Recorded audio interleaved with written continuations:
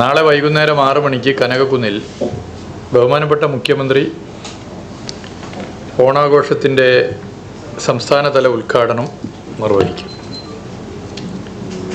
ബഹുമാനപ്പെട്ട മന്ത്രിമാർ, പ്രതിപക്ഷ നേതാവ്,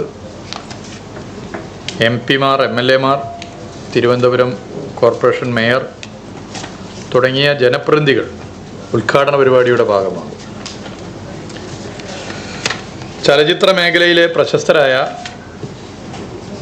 തമിഴ് സിനിമാ താരം ജയൻ രവി, നമ്മുടെ ബേസിൽ ജോസഫ് എന്നിവർ ഉദ്ഘാടന ചടങ്ങിൽ മുഖ്യാതിഥികളാവും.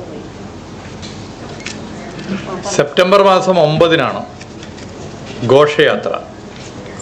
വൈകുന്നേരം ഘോഷയാത്ര ഓണാഘോഷത്തിൻ്റെ സമാപനം കുറിച്ചുകൊണ്ട് നടക്കും. ബഹുമാനപ്പെട്ട ഗവർണർ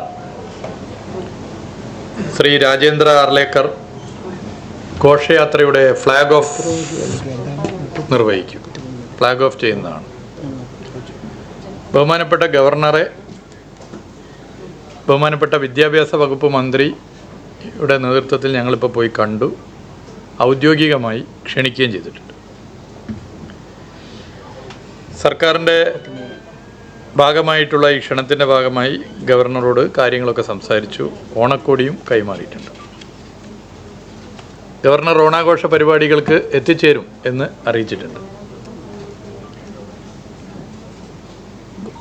ഓണാഘോഷവുമായി ബന്ധപ്പെട്ട വിവിധ സബ് കമ്മിറ്റികളുടെ യോഗം വളരെ വിശദമായി തന്നെ ചേർന്നു. ബഹുമാനപ്പെട്ട വിദ്യാഭ്യാസ മന്ത്രി തന്നെ അതിന് നേതൃത്വം കൊടുത്തുകൊണ്ട് മുന്നോട്ട് പോവുകയാണ്. ഘോഷയാത്രയുടെ ഒരുക്കങ്ങളെ സംബന്ധിച്ച് ഇന്ന് ഞങ്ങൾ സബ് കമ്മിറ്റി യോഗം ചേർന്ന് കാര്യങ്ങളൊക്കെ തന്നെ വിലയിരുത്തിയിട്ടുണ്ട്. ഓണാഘോഷത്തിൻ്റെ ഭാഗമായി 10 രാജ്യങ്ങളിൽ നിന്നും വിദേശ സഞ്ചാരികൾ ഗസ്റ്റായി വരുന്നു എന്നുള്ളത് ദീർഘകാലമായി നമ്മൾ ആലോചിക്കണം എന്ന് പൊതുവെ നിങ്ങൾ ഉൾപ്പെടെ പറഞ്ഞ കാര്യമാണ്.